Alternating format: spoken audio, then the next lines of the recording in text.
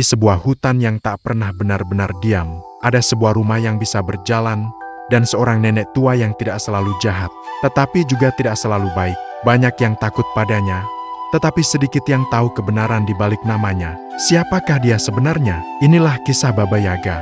Di Rusia bagian utara, ketika salju masih tebal dan pohon-pohon pinus berdiri seperti penjaga hutan, hiduplah seorang gadis bernama Vasilisa.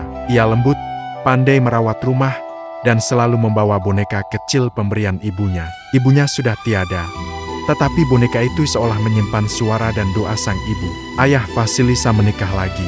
Ibu tirinya tidak jahat, hanya keras, dan kedua putrinya yang lain sering iri pada Vasilisa. Namun Vasilisa tetap baik kepada mereka, meskipun ia sering diminta melakukan pekerjaan yang paling sulit.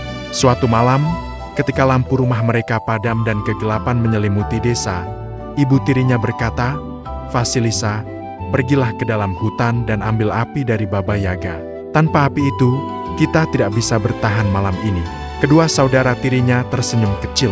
Mereka tahu bahwa Baba Yaga adalah sosok yang banyak diceritakan orang nenek sihir yang hidup jauh di dalam hutan, di rumah berbentuk pondok kecil, yang berdiri di kaki ayam, dan bisa bergerak sesuka hati.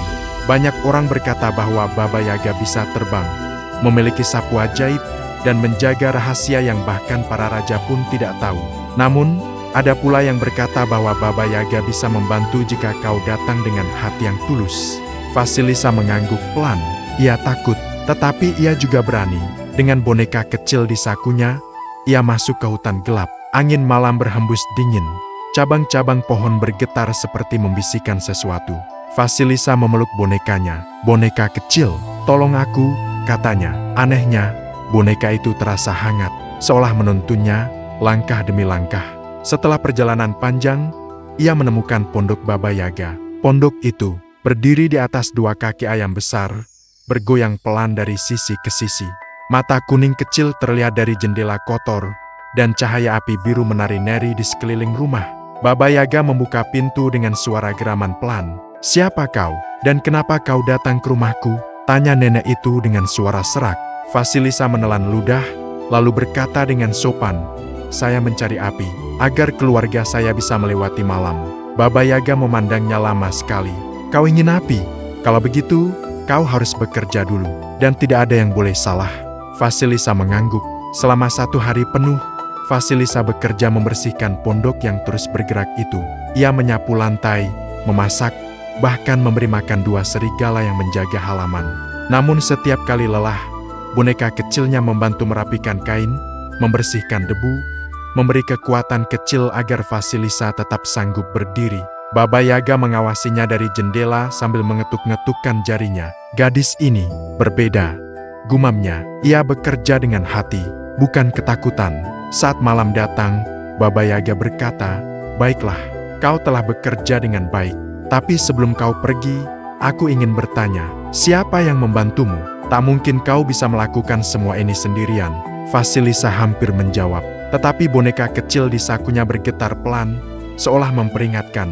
Vasilisa berkata dengan jujur tetapi hati-hati, "Saya melakukan yang saya bisa. Sisanya adalah harapan dari ibu saya." Baba Yaga menatap boneka itu dan ia mengangguk perlahan. "Cinta seorang ibu memang kuat, bahkan lebih kuat dari sihirku."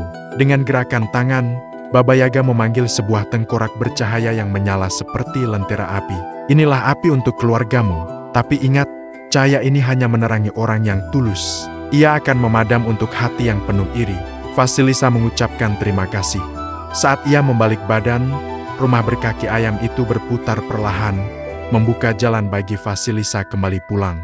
Ketika ia tiba di rumah, saudara tirinya terkejut melihat lampu menyala dari tengkorak bercahaya itu. Api tersebut hangat, lembut, tidak membakar, hanya menerangi. Dan sejak hari itu, kehidupan mereka berubah. Ibu tirinya mulai lebih lembut. Saudara-saudara tirinya berhenti mengolok-oloknya. Karena cahaya Baba Yaga, cahaya yang nurut hanya pada hati yang baik, membuat mereka melihat segalanya dengan jujur. Sementara itu, jauh di dalam hutan, Baba Yaga tersenyum kecil. "Kadang," katanya, "orang baik hanya butuh sedikit keberanian untuk menemukan cahaya dalam dirinya." Dan begitulah, legenda Baba Yaga bertahan ratusan tahun. Bukan sebagai sosok jahat, Tetapi sebagai penjaga misteri hutan, nenek yang menilai manusia dari hatinya, bukan penampilannya.